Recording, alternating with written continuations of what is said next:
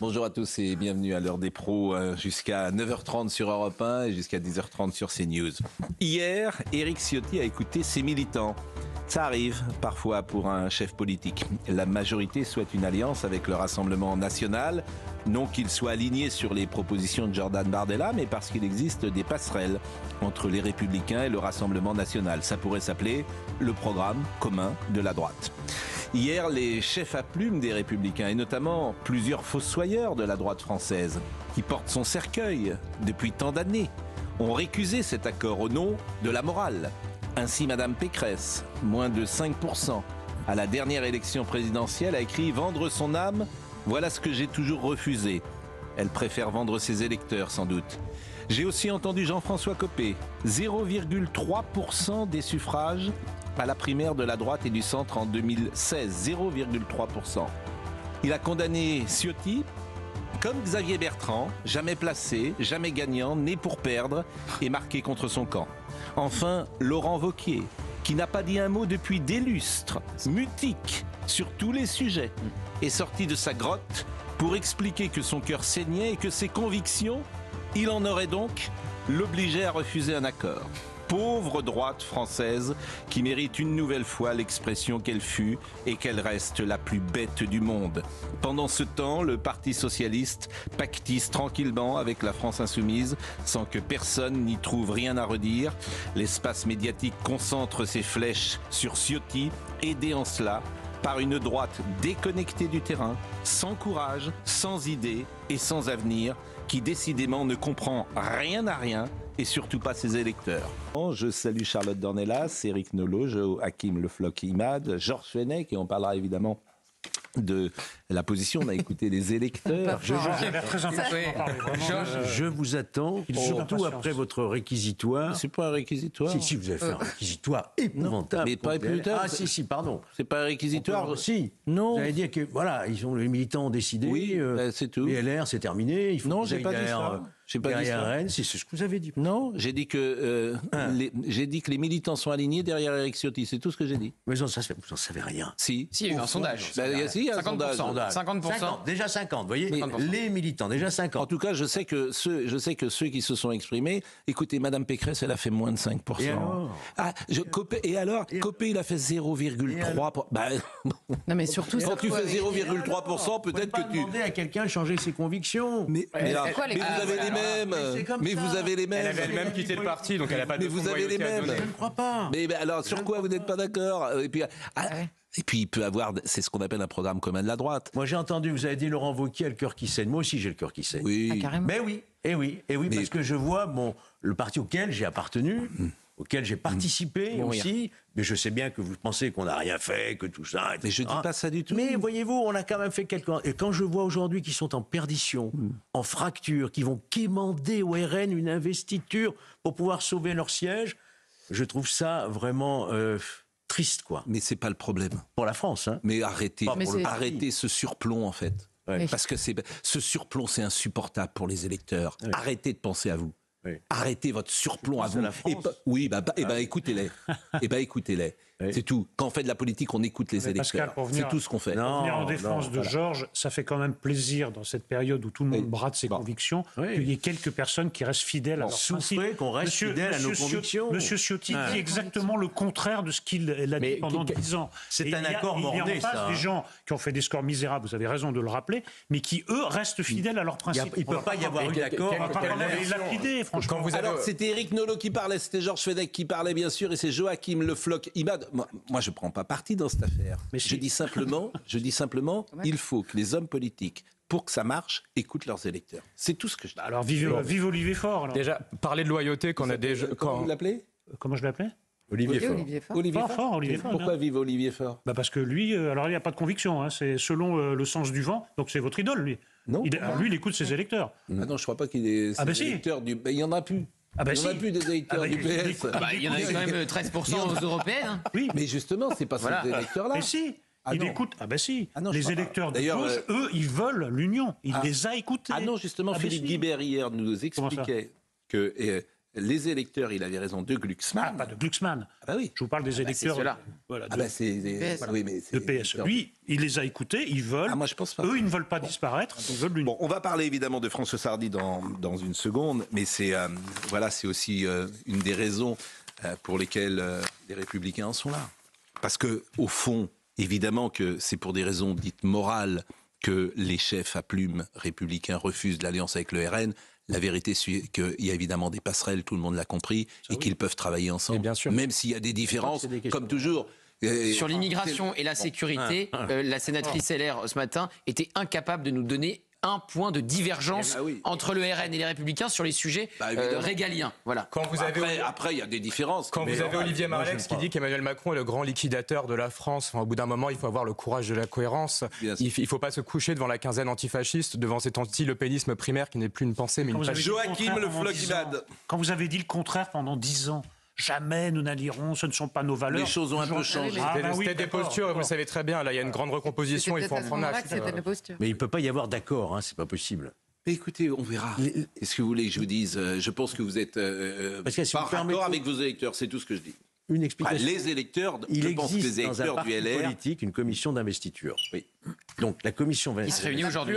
Qui se réunit aujourd'hui va observer quel est le député sortant qui accepterait éventuellement le soutien du RN. Et vous verrez qu'il n'aura pas d'investiture. Mais il y aura d'autres candidats. Mais continuez. Cet accord annoncé comme ça, pro domo, par M. Bardella et M. Ciotti n'a aucune valeur en réalité. Il y aura d'autres candidats, ils feront 4% et l'accord il se fera dans les urnes par les Français. C'est la fin des Républicains, il faut quand même le dire très clairement. Moi j'ai échangé avec un ancien élu LR à l'instant, il me disait c'est terminé, il y a ceux qui vont partir au RN et les autres qui vont rejoindre le macronisme. Et voilà, la marque LR est morte ce matin. Bon, en tout cas, Gauthier Lebret intervenait, Fabien Leclerc était là, et je le remercie parce qu'on va parler de Françoise Hardy, qui a une place très particulière dans la chanson française. Pourquoi ? Parce qu'elle ne ressemble à aucune autre vedette française. Oui, c'est ça. Mais même quand elle a commencé, en 62, avec sa première chanson « Tous les garçons et les filles », c'était la seule qui écrivait paroles et musique de ce qu'elle chantait. N'oublions pas que les idoles en 62, il y a à peu près 18-19 millions de jeunes en France. Il y a 8 millions de postes de télévision. Eh bien, elle refusait de chanter les chansons que chantaient Sheila, Sylvie Vartan, toutes les autres idoles yéyé. Elle a commencé à prendre sa guitare, elle a fait ses chansons. Elle les a imposées. Parce que la première fois qu'on l'a engagée au disque Vogue, Jack Wolfson lui a dit « Tu vas chanter une chanson qu'a refusé de chanter Petula Clark, Oh, oh, chérie, oh ». Elle a refusé de changer. Elle a dit, bon, tu la chantes et on t'accorde la 4e chanson du disque 45 tours. Pascal, vous savez, dans une époque, on retournait les disques. Oui, il y avait 4 disques. Il y avait 4 chansons sur les disques. Et on a, Jack Wolfson Vogue, des disques Vogue, lui a dit, on va faire plaisir à la jeune Françoise Hardy. Tu chantes Oh, oh, chérie, oh. Et en 4e de face, on te met Tous les garçons et les filles. Ce qui a emporté le succès, évidemment, ça a été Tous les garçons et les filles. Alors, écoutons hier matin, Thomas Dutronc était l'invité de Thomas Hill. Il était l'invité. Absolument.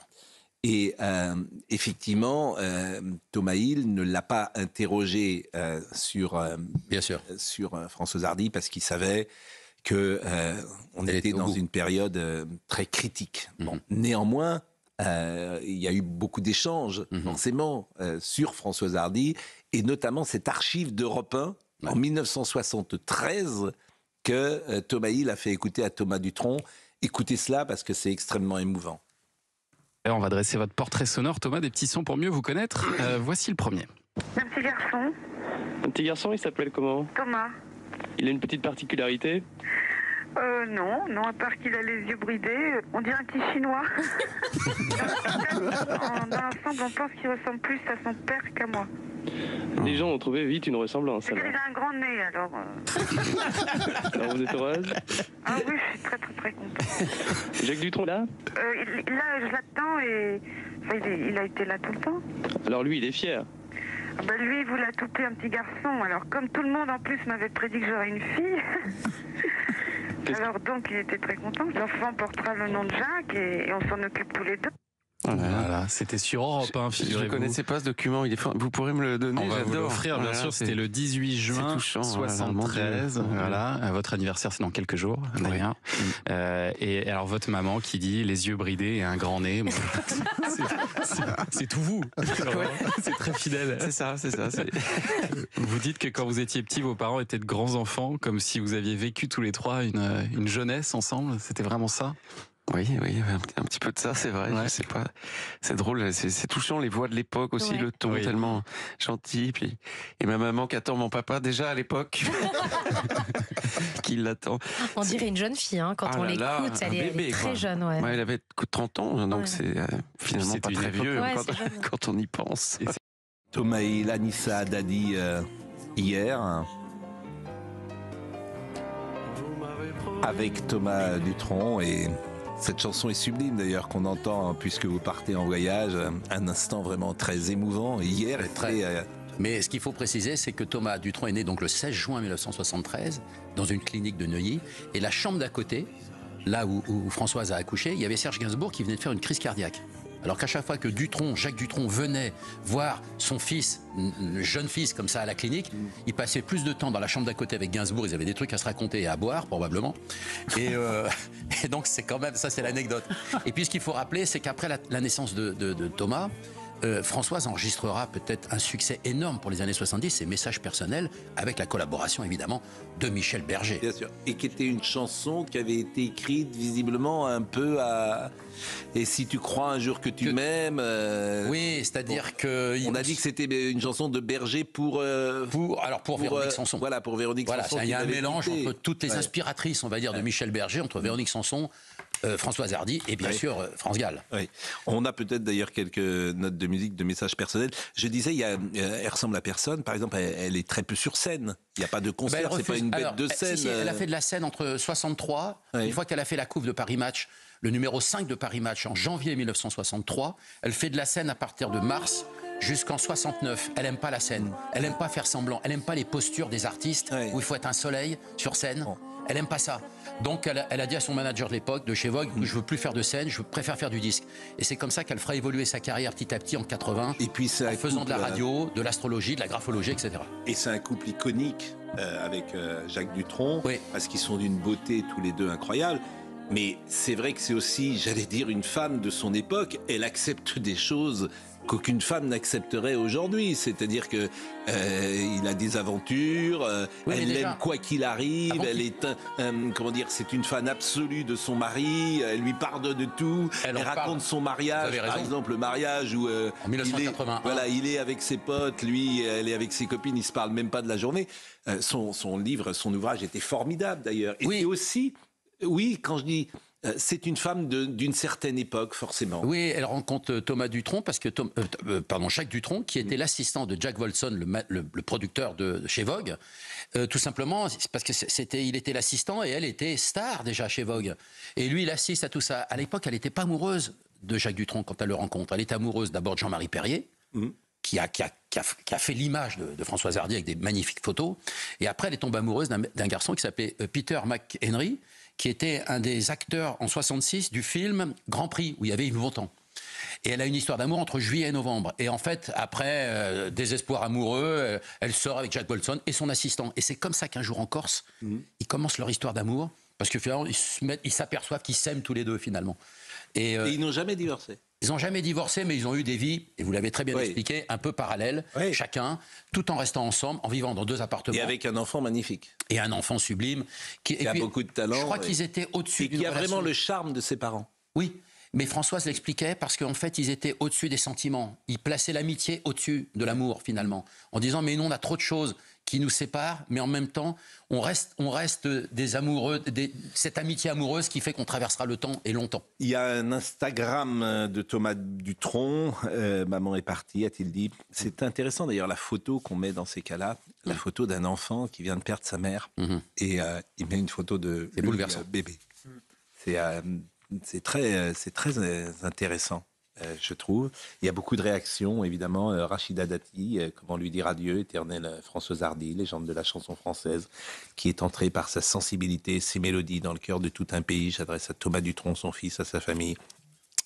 et à ses proches mes plus chaleureuses pensées. Énorme tristesse, a dit Michel Polnareff, elle m'a beaucoup inspiré. Il y a beaucoup de Carla Bruni, bonjour tristesse, repose en paix, avec des photos. C'est vrai qu'il y a une modernité dans son visage. Elle pourrait être une mannequin d'aujourd'hui, alors que parfois, quand on voit des photos des années 60, les femmes des années 60 ne pourraient pas être forcément des mannequins du jour. Ouais, c'est musique et ses chansons passent le temps, qui n'est pas forcément le cas des gens qui ont débuté avec elle. Les chansons paraissent très datées, très vieilles. Alors elles passent le temps, mais pour d'autres raisons parfois, ces chansons dont vous parlez, alors qu'elles passent le temps comme si elles avaient été écrites hier. C'est vrai. C'est vrai pour le message personnel. Tous les garçons et les filles de mon âge, c'est une chanson sublime qui est indémodable, qui est pas forcément. Et comment lui dire adieu ? Comment lui dire adieu ? C'est une adaptation par Serge Gainsbourg, parce que c'est un titre original de 1954, faut le rappeler. Bon. Et non, mais les Français sont très émus aujourd'hui parce qu'ils ont vécu quand même. Elle appartient. C'était l'égérie d'une génération. Mick Jagger était fou amoureux d'elle, Bob Dylan. C'est-à-dire qu'elle avait le profil parfait, la silhouette parfaite, et pour cette époque, et vous l'avez très bien dit, Pascal. Le talent, la beauté, une alchimie entre des textes, une voix et une note dominante qui était celle de la mélancolie. Et puis, il ne faut pas oublier son message politique, parce qu'en décembre... Fabien Lecoeuvre. Alors, en décembre 2023, elle a interpellé le président de la République, souvenez-vous. Sur la fin de vie. Parce qu'elle demandait qu'il intervienne et qu'il légifère, que la France légifère enfin pour autoriser l'euthanasie. Joachim Le Floch-Imad. Et c'est ça, au-delà de la beauté de ses chansons, de l'élégance du personnage, c'était aussi une certaine idée de la liberté qui a mis lieu des artistes actuels, et je pense que les Français en sont nostalgiques. Enfin, c'était pas du tout une femme aseptisée, elle appartenait pas à la caste des rebellocrates qui se parent des oripeaux de la vertu pour mieux faire passer leur idéologie. Je me souviens d'un débat avec Émeric Caron, par exemple, elle était sur des thèses très brutales sur l'écologie politique, punitive, elle en avait rien à faire du politiquement correct, et je pense que beaucoup de Français sont nostalgiques de ça quand ils voient ce que sont devenus les artistes qui signent des pétitions tous les jours dans Libération. Enfin. Mais vous avez raison, il y a la légèreté, le charme, l'intelligence, la sensibilité. Il y a tout ce qu'était la France. Et hélas, qui s'est un peu évanoui ces dernières années. Mais vous avez parfait. Et il y a ça chez Dutronc, la désinvolture, l'ironie, la distance, le talent. Le multiple talent. Donc, Et je trouve sa prosodie légèrement supérieure à celle d'Aya Nakamura que vous avez célébré un matin. Et moi, c'est ce matin-là que mon cœur a saigné, vous voyez. C'est pas quand Ciotti a parlé, moi, c'est ce matin-là. Bon, merci à Fabien Lecoeuvre. Il est à 9h18, on sera avec Thomas Hill tout à l'heure. Bon, Emmanuel Macron va parler cet après-midi. C'est une première. Vous êtes bon. Il a donné une interview, mais c'est vrai. Et ça serait intéressant d'ailleurs. C'est à quelle heure d'ailleurs la conférence? C'est à 11h la conférence de presse. Et est-ce que vous avez vu ce qui est en train de se passer? Non. C'est-à-dire que hier, Gabriel Attal a ressuscité. Il est allé aux 20h de TF1. Il est tellement méchant. Vous êtes devenu méchant, en fait. Non, un peu d'ironie. Il y a pas d'enfant poète ce matin. Vous êtes devenu méchant. Et donc, il a dit, je vais mener campagne. Je vais mener campagne. Est-ce que vous savez pourquoi il dit que c'est lui qui va incarner la campagne? C'est une demande de tous les députés Renaissance. Déjà, évidemment, ils n'ont pas digéré la dissolution, puisqu'il y en a une centaine qui va vraisemblablement pas revenir le mois prochain, enfin, début juillet, à l'Assemblée nationale. Et ils veulent pas d'Emmanuel Macron sur leur affiche de campagne. Ils ont demandé à Gabriel Attal de se mettre à leur côté sur leurs affiches et de venir potentiellement les soutenir dans leur circonscription. Ils ne veulent pas d'Emmanuel Macron parce qu'ils ont bien compris qu'un vote sanction arrivait à l'encontre du président. Ça sera intéressant de savoir si c'est pas le président qui a le plus parlé. Bon, parce que c'est non. Et je n'arrive pas à comprendre d'ailleurs pourquoi il n'a pas tout simplement incarné ses valeurs de sécurité. Ce qui me paraissait pas très, voilà, c'était pas très compliqué pour lui. Bon, il a laissé la grande faiblesse de ses mandats, bien sûr. Oui, mais bon. Il le paye cher, là. C'est vrai qu'en question faiblesse, vous êtes un expert. Emmanuel Macron. C'est moi qui suis méchant après. Georges, je vous aime. Je vous aime, Georges. J'allais me trouver. Mais je vous aime, Georges. Vous le savez.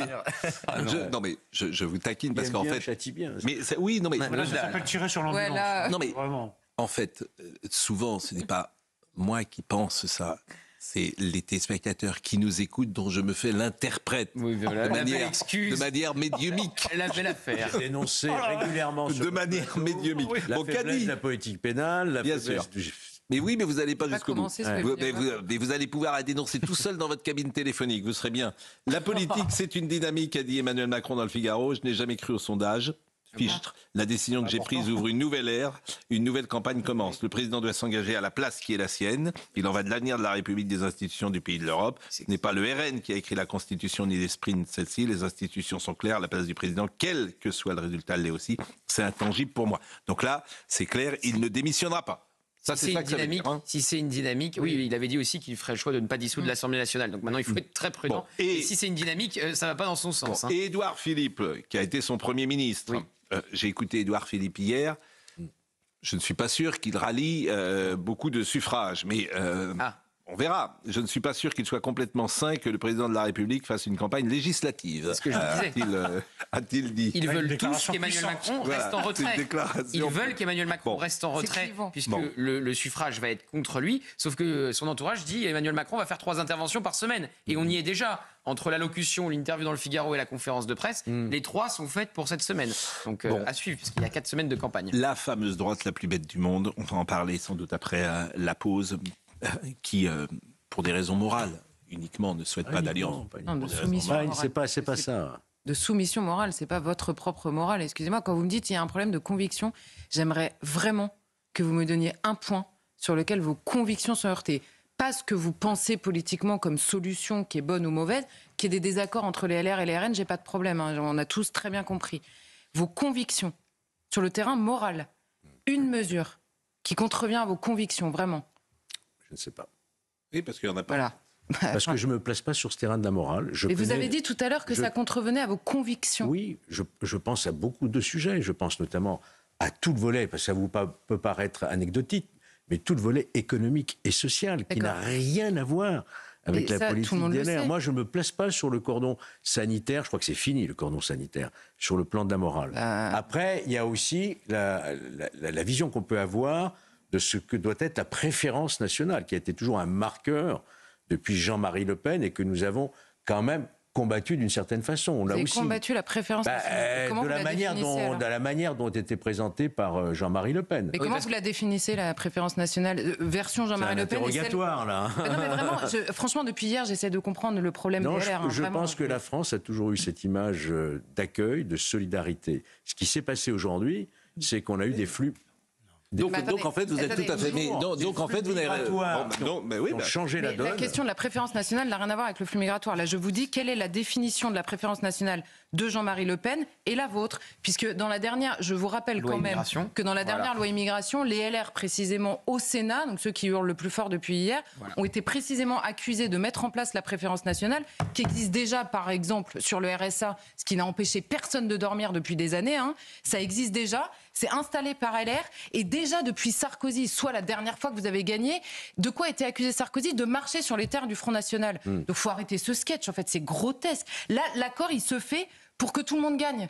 On ne vous dit pas, vous êtes d'accord sur tout, sur le terrain économique. Merci, on a tous remarqué qu'il y avait des différences de taille. Je pense que Marine Le Pen et Éric Ciotti le savent mieux que personne.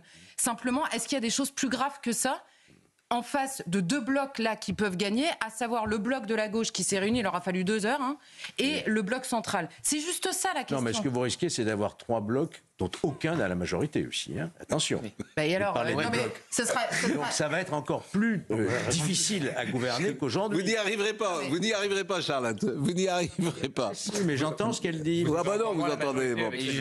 Thomas Hill. Bon, d'abord, Thomas, c'était très émouvant hier, l'échange que vous avez eu avec Thomas Dutronc. C'est incroyable d'ailleurs qu'il soit avec vous hier. C'était très émouvant, vraiment. Et il a eu beaucoup de courage de venir.